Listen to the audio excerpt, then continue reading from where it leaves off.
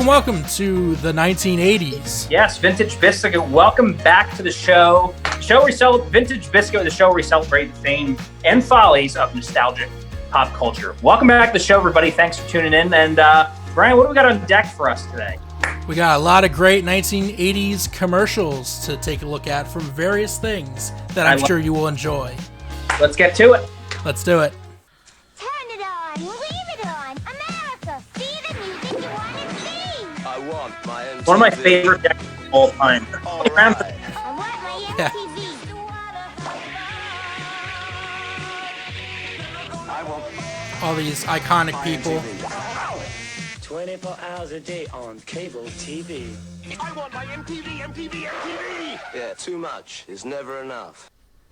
I love it. I love MTV, and I love the history of it. It was actually founded by a guy named Bob Pittman and a team of other people who were part of that kind of launch. And people thought they were kind of crazy when it. Well, I can see why. Yeah. They thought by playing 24 hours of music videos it wouldn't work. But the idea ended up being revolutionary. It was kind of like a symbol of youth pop culture and multimedia before the internet days, 1980s. It's like it almost symbolizes counterculture and like a rebellious kind of attitude of the youths at that age. And I love the old designs with the with the MTV, the animate in, the chainsaw cuts it in half and all that. It's I think it's something that would hold up today. Like you can even see a lot of those old T-shirts are still for sale in the store. The old MTV, I want my MTV, MTV raps, that sort of thing. I love it. I love it. It's like this music is what started and defined this whole generation. What was your favorite 80s music video? Favorite 80s music video would have to be Everybody Wants to Rule the World by Tears for Fears from 1985. It's such an odd but very cool, weird but awesome music video where they're like doing a bunch of random stuff. They're driving a three-wheel motorcycle through the desert, and he gets out and gets in the phone booth. There's a guy at a gas station who's dancing like this.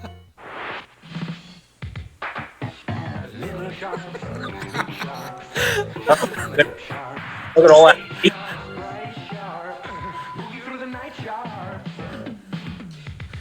There's an know what they're advertising. going on in video these days, and it's all going on at Sharp.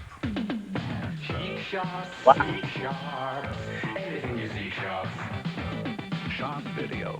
From sharp minds come sharp products. So that gives you a look into the TVs and electronics of the 80s. And it was kind of a changing of the times in the 1980s. That's when like VCRs really started entering the household. Some people even had computers at the time. Big giant stereo equipment, or people walking around with boom box on their shoulders and everything like that. Everything was just big and cool, electronic and techie and all that. It's like I've seen in Rocky 4 when Rocky's like chopping down the tree with an axe to train, and Ivan Drago is upstairs, like in his like high tech training lab, taking steroids and running and hitting all this this power computer machine. You have the synths of the music, just like it's gonna be like dramatic and cool. Yes. I want to go out and buy a Sharp Betamax player next. Yes. Absolutely. Get that high quality. Collect tapes. You say you get a ton of rose and tomato hamburgers in this town that don't quite make it. What the hell is it? You say that just once you like your hamburger hot and your lettuce and tomato cool and crisp all at the same time? Yeah! Well, I'll say you got it. I'm talking McDonald's new lettuce and tomato hamburger. The DLT. I'm talking quarter pound of beef on the hot Singing George Costanza. The new McDLT. Hot, crisp lettuce and tomato on the cool side. And the cool stays cool. The new McDLT. Cool crisp. The beef stays hot. The cool stays crisp. Put it together, you can't resist. The hottest taste. The coolest dish. Keep it hot. Keep it cool. McDLT. Hot beefy McD. Cool crisp LT. McDLT. It's a good time. Hot beefy McD. For the great taste. Cool crisp LT. Of McDonald's. Could be the best tasting lettuce and tomato hamburger ever. New McD. So I bet you weren't expecting George Costanza singing about hamburgers. Whoa, George is getting upset. This was before they were stars. This was before Seinfeld. Yeah. Seinfeld, the pilot didn't come out until July of '89. That's before George Costanza was George Costanza. Jason Alexander. Yeah. My question is, what does the D stand for? I think I missed that in the commercial. I have no idea.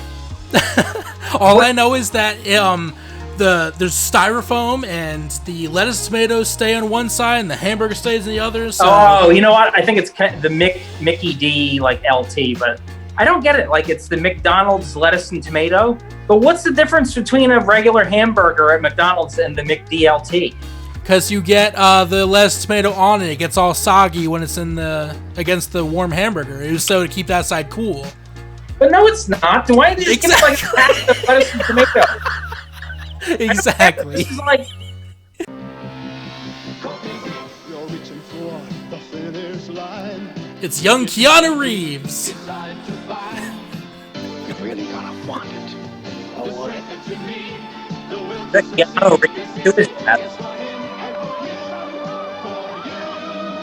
Hey, I'm proud of you, really proud. A Coke. Because CBS made Who's your coach? My dad. I always love in commercials the freeze frames at the very end. Yeah, so I missed. Who are the actors that were before their stars? Is that Keanu Reeves? That's Keanu Reeves' first acting job. Wow, look at him. Coke is it. Yeah, that's a cool brand to kind of launch your career with. The iconic Coca-Cola, I love it. Yeah, but I love it's like, who is their coach? He's like, my dad. Oh yeah. Oh yeah. Yeah, you made a lot of promises to the Macho Man, didn't you? Promises that you didn't keep. I remember one specific one, yeah. You promised that Elizabeth would never be in a dangerous position. You broke that promise, didn't you, Hulk Hogan? And who had to come in and make that critical save? The Macho Man, Randy Savage, covering for Hogan again. Yeah, so I love it. I love the beef, and I love beef jerky and Step Into a Slim Jim.